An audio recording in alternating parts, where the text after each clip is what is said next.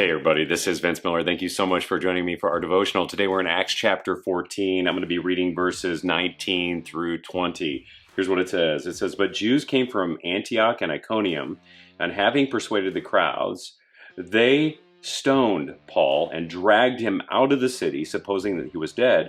But when the disciples gathered around him, he rose up and entered the city, and then the next day he went with Barnabas to Derbe." So, what is stoning? Because clearly Paul was not hitting a pipe with Jews from Antioch and Iconium. Not at all. Actually, stoning was a biblical form of capital punishment where accusers would chuck large stones upon a guilty party until they were dead.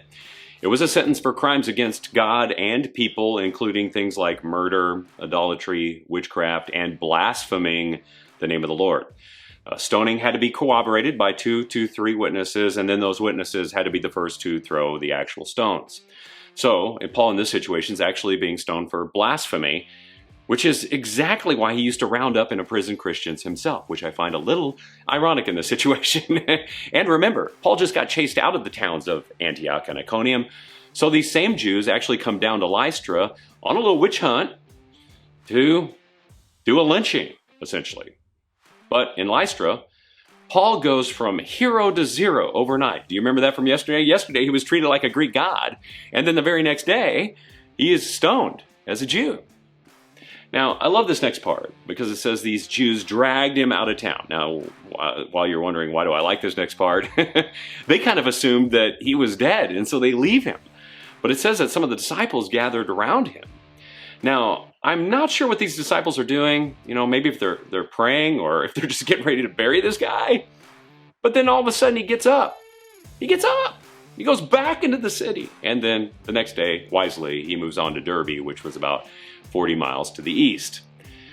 You know, this moment gives me a lot of hope today. And here's why.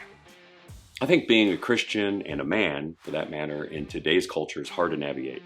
Some days it's going to feel like you're on top of the world. You're a hero. On the very next day, you're going to feel like a zero. It will feel like on that next day that people are out to get you. The people that should be behind you, right? But guess what? God always vindicates the man of God. He always does. He will raise him up again by his command.